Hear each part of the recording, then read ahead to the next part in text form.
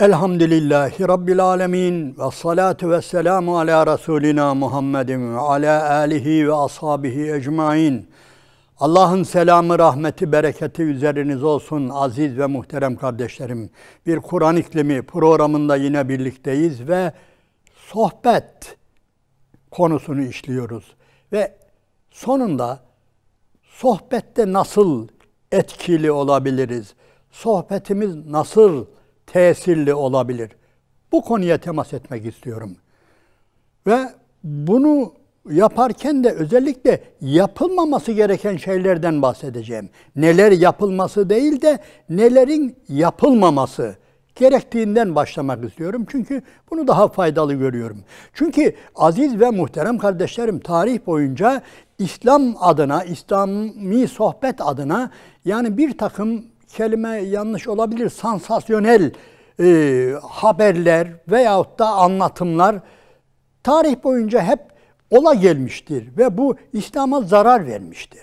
Yani insanların bazıları maalesef böyle şeylerden hoşlanıyor.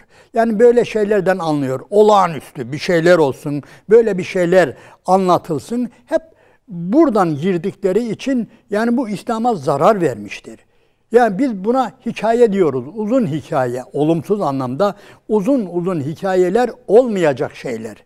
Ve aslı olmayan, ayağı yere basmayan, aklın ve mantığın asla kabul etmeyeceği bir takım hikayeleri, bir takım olayları, olmuş gibi olayları anlatarak buradan ya İslami sohbet çıkartmak veya sohbette etkili olma yoluna gitmişlerdi tarih boyunca. Söylediğim gibi bu İslam'a zarar vermiştir. Müslümanlara zarar vermiştir. Hatta bunu bir takım halifeler, başta Hazreti Ömer radıyallahu anh, Ömer İbni Abdülaziz falan, bunlar yani bunun farkına varmışlardır ve mescitlerde, camilerde bu tür sohbet yapan insanları cezalandırmışlardır, yasaklamışlardır, konuşturmamışlardır.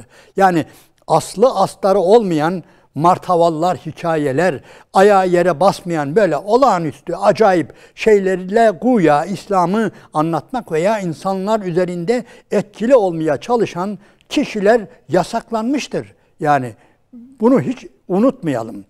Ama bu günümüzde nedir? Yani böyle bir yasak koyma, yani bir merci, böyle bir şey olmadığı için özellikle internet ortamında olsun, başka yerlerde olsun, yani sohbetlerde olsun, insanları etkilemek, insanları ağlatmak, yani insanları diyelim ki şaşırtmak için anlatılan şeyler, söylediğim gibi kesinlikle süzgeçten geçirilmelidir, sansürden geçirilmelidir, ayağı yere basmalıdır. Yani bunlar çok önemlidir. Ve belki çoğumuz rastlamışızdır. Hem internette, hem medyada, hem başka yerlerde. Diyelim ki bir bakarsınız efendim bir bal peteği. Balın üzerinde, peteğin üzerinde Allah yazısı varmış. Tamamen saçmadır, uydurmadır, iğrenç bir olaydır hem de. Bu Allah'ı tanımamaktır. Allah'ın böyle bir imzası olmaz. Allah-u Teala'nın mahlukatı üzerinde, sanatı üzerinde böyle bir imzası yoktur. Balın kendisinden daha büyük bir mucize mi görmek istiyorsun? Bal, bak ve tat ve Allah'ı tanı.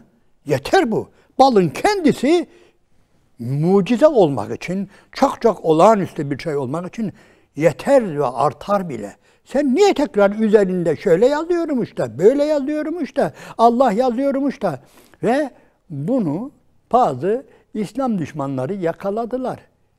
Yani dikkat ederseniz bir zamanlar böyle şeyler çıktı. Yani kartvizitler, kartpostallar çıktı, resimler çıktı, dergilerin kapaklarında bilmem, yani buna benzer şeyler. Veya bir koyun, bir dana dünyaya gelmiş, neymiş? Derisinde şurada Muhammed yazıyormuş. Veya şurada Allah yazıyormuş. Veya işte bir hayvan, yani işte şey yaparken, kendi sesini çıkarırken, böğürürken, bilmem ne yaparken, işte Allah diyormuş da, yok Muhammed diyormuş da, yok la ilahe illallah diyormuş da, yok işte falan ormanda ağaçların dizilişi şöyle la ilahe illallahmış. Muhterem kardeşlerim, asla bunlara iltifat etmeyin. Hele sohbet eden kardeşlerimize sesleniyorum. Zaten konumuz o. Yani Müslümanlara sohbet eden, onlara yani İslam'ı anlatan kardeşler, sakın böyle şeylere başvurmayın. Böyle şeylerden yani onları etkileyeceğiz diye altı boşa çıkar. Yalancıya çıkarsınız. Sonra birileri gelir, hocam bu şeymiş ya, bunu araştırdılar, bu bir uydurmaymış. Efendim arıcı adam peteğin üzerine şöyle bant geliyormuş, yazıyorum izola bantla orayı kapatıyormuş. Ondan sonra bal olduktan sonra onu çıkarınca orada Allah yazısı ortaya çıkıyor. Hep böyle uydurmadır ha. Yani gerçekten Allah-u Teala'yı ve ma kaderullaha hakka kadiri, biz Allah'ı tanımıyoruz. Böyle gidersek bu Allah'ı tanımamanın yoludur. Tanımanın yolu değil, tanımamanın yoludur. Allah-u Teala hiçbir koyunun sırtına bu şekilde işte benim imzam, bunu ben yarattım diye böyle bir imza, böyle bir marka basmaz. Kendisidir zaten. Yani o hayvanın kendisine baktık mı rengi ne olursa olsun nedir? Onun rengi, tadı, hiçbir şey değil. Önemli olan nedir? Onu Allah'ın bir sanatı olduğunu zaten biz başta biliriz. Yani Bismillahirrahmanirrahim. Ve inne lekum fil en'ami le'ibrah. Şüphesiz ki o hayvanlar var ya, özellikle yani eti, sütü yenilen, içilen hayvanlar var ya, sizin için onda çok ibretler vardır buyuruyor. Ama anlattığı ibretlere iyi dikkat edin Allahu Teala'nın. Hiç bizim sansasyonel anlatıcılara değil. Ne diyor? Ve inne lekum fil en'ami le'ibrah nusqikum mimma fi butunihi min beyni fersin ve demin lebenen halisan saigan lişaribin. Yani bir bakar mısınız diyor o hayvanlara. O sütünü sağıp içtiğiniz hayvanlara bir bakar mısınız? Biz öyle bir yerden süt çıkarıyoruz ki yani bir tarafında dışkı, bir tarafında kan, böyle bütün pisliklerin arasında vücudu öyle ya, yani bağırsaklarıydı bilmem ne, ama bunların arasından öyle bir süt çıkarıyoruz ki diyor, yani öyle bir içimi vardır ki diyor, öyle bir güzeldir ki diyor, işte mucize budur canım, bunu göreceksin. Yani hayret edeceksin. Ya Allah Allah, şu süte bir bak hele. Şu sütün tadına bir bak. Şu sütün kalitesine bir bakın. Şunun bir içim özelliğine bir bakın. Ve bu nereden geliyor? Bu böyle bembeyaz pınarların arasından gelmiyor ya. Bir hayvanın karnından geliyor. Ve o karnının söylediği gibi Allah-u Teala'nın bir tarafında dışkı var, bir tarafında kan var, bilmem ne var. Ama Allah oradan bize böyle bir süt içiriyor. Ha, bunu anlat. Buna benzer güzel şeyleri bul, düşün, çıkart, anlat. Ama sen ne yapacaksın tekrar o ineğin sırtında, derisinde bilmem Allah yazılıymış da, Muhammed yazılıymış da, böğürürken Allah diyormuş da, yok şu. Bunlar tamamen uydurma ve insanın imanına daha sonra belki o anda bazı cahilleri galeyana getirebilir. Öyle mi ya falan diye, Allah Allah şuna bak, şu hikmete bak diye. Ama daha sonra o ne olur? O fosalır, çözülür. Hele hele akıllı bir insana anlatmaya kalkıştığında o da onu yakalamışsa ne yapar? Bunu sıfıra indirir. Onun için muhterem sohbet edici kardeşlerim, bu konulara dikkat ediniz. Yani sizi dinleyen insanları coşturmak için, galeyana getirmek için, ağlatmak için, etki etmek için sakının altı boş olan, sahih olmayan, uydurma olan, hele hele hiç güvenmediğiniz yerlerden gelen bu tür olaylarla, haberlerle, belgelerle İslam'ı anlatmaya kalkışmayalım. Yani bunun gerçekten yani bize zarar verdiği gibi inanınız ben iyi biliyorum. Nice böyle biraz okumuş yazmış yani kafirler diyelim, inançsızlar bazı şeyler bizimle alay ettiler. Bizlere hakaret ettiler. İşte siz busunuz bak. Busunuz. Siz böyle basit bir adamın bir hikayesiyle böyle ağlayan, sızlayan insanlarsınız diye bizimle alay ettiler. Onun için muhterem kardeşlerim, yani etki edeceğiz diye, tamam etki etmek güzel bir şeydir. Bekleriz. Yani gönül ister ki hepimiz İslam'ı anlatırken karşımızdaki insanlar bundan etkilensinler. Sözümüzün bir tesiri olsun. Yerine göre yani ağlanılacaksa ağlansın ama bu zorlamayla, uydurma şeylerle ve hele mutlaka ben ağlatmalıyım falan gibi şeylerle yani bunlar yapılmamalıdır. Bundan kaçınmalıyız. Demek ki etki edebilmek için yapmamız gereken değil, yapmamamız gereken şeylerin başında Bu geliyor. Sansasyonel, hurafe, dibi tabanı olmayan, aslı astarı olmayan yani haberlere dayanarak İslam anlatılmamalıdır. Asla. Hele çok uzak yerlerden gelen falan. Efendim cehennemin sesiymiş ya. İnternette verdiler. Acayip bir ses. Cehennemin sesiymiş falan. Yani bunlar yani gerçekten yani eğer böyle şeyler olsaydı ne yapardı? Yani Allah-u Teala bize bunları haber gösterirdi. Bakın işte bir cehennem. Ama bizim imanımıza cehennemin böyledir. İster inanın, ister inanmayın. Yani izâ ra'ettum min mekânin ba'idin semi'û lehâ tegayyuzan ve zefîrâ. O cehennem öyle bir cehennemdir ki kendisine atılacak insanlar uzaktan yani gördüğünde öyle öfkesinden öyle çatlar, öyle korkunç sesler çıkarır ki tamam biz buna inanırız. Ama birisi buna işte ya o sesi biz yakaladık da bilmem yerin altındaymış da şuradan gelmiş de buradan. Yani bunlara güvenmeyin. Bunlara güvendiğiniz zaman yani ortada kalırsınız. Dikili kalırsınız yani. Onu söyleyeyim. Evet. Ve ben anlattıkça belki sizin aklınıza daha karşılaştığınız buna benzer nice böyle uydurma, sansasyon yani haberler geliyor ki söylediğim gibi hele böyle pozitif ilmin ciddi anlamda ilerlediği bir dönemde bizi dinleyenlerin karşısına böyle martavallarla asla çıkmamamız gerekir. Bunu belirtelim. Başka? Evet, etki edebilmek için önce karşımızdakinin aklını, mantığını ikna edebilmeliyiz. Aklına tesir edebilmeliyiz. Mantığı üzerinde etkili olabilmeliyiz. Bu çok önemlidir. Bunun için biz öncelikle sahih rivayetlere dayanan tabanı doğrudan doğruya Allah'a, Resulüne varan yani sahih rivayetlere dayanan yani anlatımlarımız olmalıdır.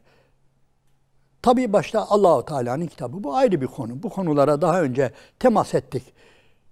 Akli yönden ikna edemediğimiz insan duygusal açılardan ikna etsek bile hiç unutmayalım. Bir gün o ikna geçecektir.